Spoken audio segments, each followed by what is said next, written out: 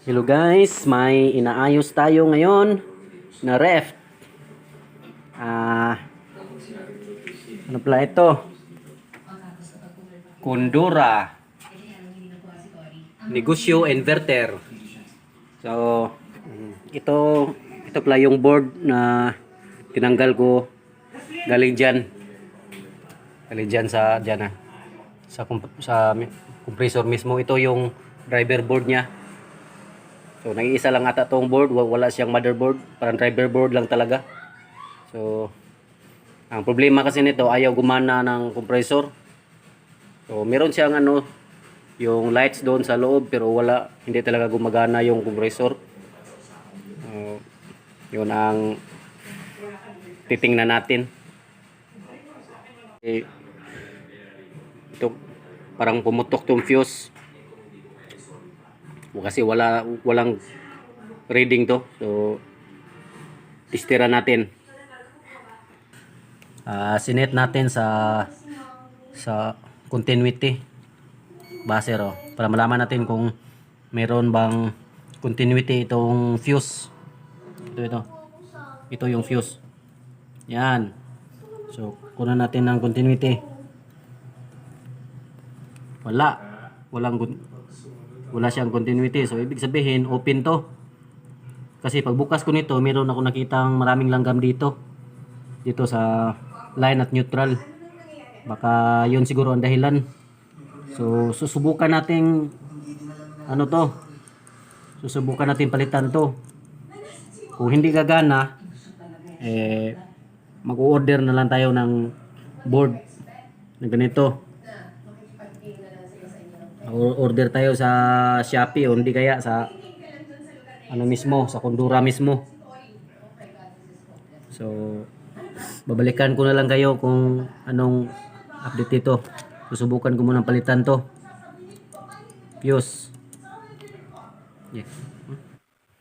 Hello guys, ito na pala yung pinalitan ko na fuse. So, glass type to na fuse kasi wala akong mahanap na kaparehong sa original yung ceramic type na fuse. So, ito na, isasalpak na natin to. Sana gumana to. Kasi kung hindi, baka mag-order na lang tayo ng bagong board. So, ito na guys, nasalpak ko na yung board na pinalitan ko ng fuse. So, sana gumana to. Ito na, saksak na natin. Puputok naman to eh.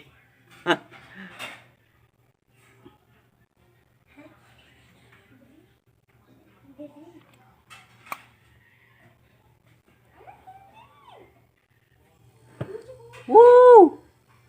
Gumana!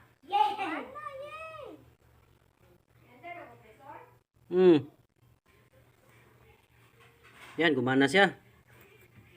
So, observe muna natin to. Parang kilometer.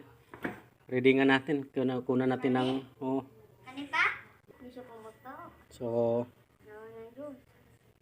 0.25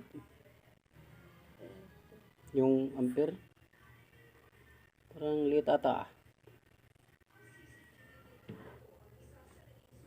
Observe muna natin. Observe natin mga 15 minutes or mga 10 minutes kung iinit ba to. Sugod naman sa init to. Ito na pala yung helper ko. Yung bunso ko. Pangarap daw niya maging technician gaya ng papa niya. Ito, hinihigpitan niya yung mga screw. Kasi gusto daw diyang maging technician. Maging ref and aircon technician. All around technician gusto niya. At gusto niya rin maging engineer. So ito na guys, ititesting na natin to. Isasaksak natin at i-observe natin overnight kung talagang mag-ihilo ba siya. So bukas na lang natin to babalikan. So, para malaman natin kung talagang successful yung ginagawa natin. ito na yung final testing natin. So, overnight ko pala itong pinaandar. So, ito na yung chinek ko kinabukasan ng umaga. So, ito na. Titingnan ko yung freezer kung hilo. So, ayan. Successful yung ano natin, trabaho natin.